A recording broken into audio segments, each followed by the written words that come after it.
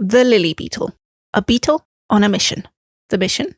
To munch through your lilies and fritillaries.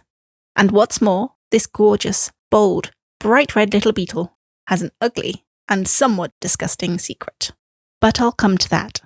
As a plant scientist, I'll show you how to confirm lily beetle presence, and then show you 4 ways to stop these beetles attacking your lilies. So first, how do you know if your lily has lily beetle? Well, you may notice holes, like this, appearing on your lily leaves. Or you may even spot the lily beetle itself. Found all across the UK, lily beetles are about 1 centimetre long, or 1/3 of an inch.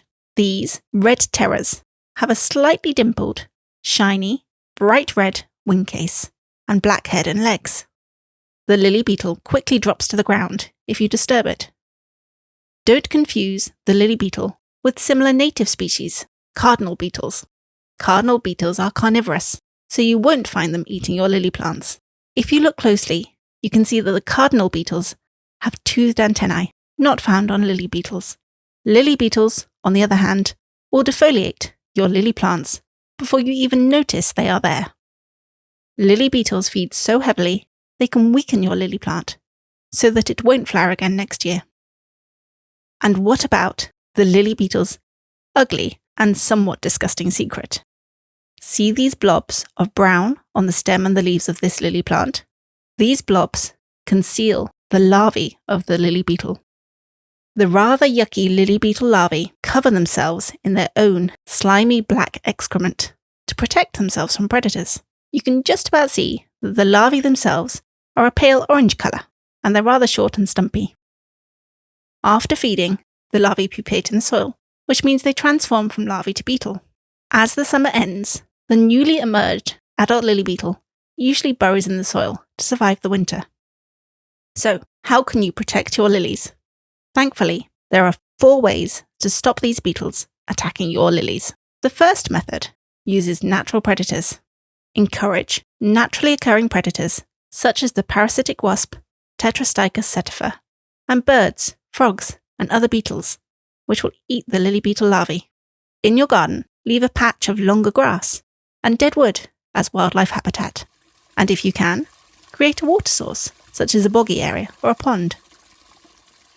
I can't recommend using pesticides to control lily beetle, because pesticides can cause harm to bees and other insects that visit the gorgeous lily flower.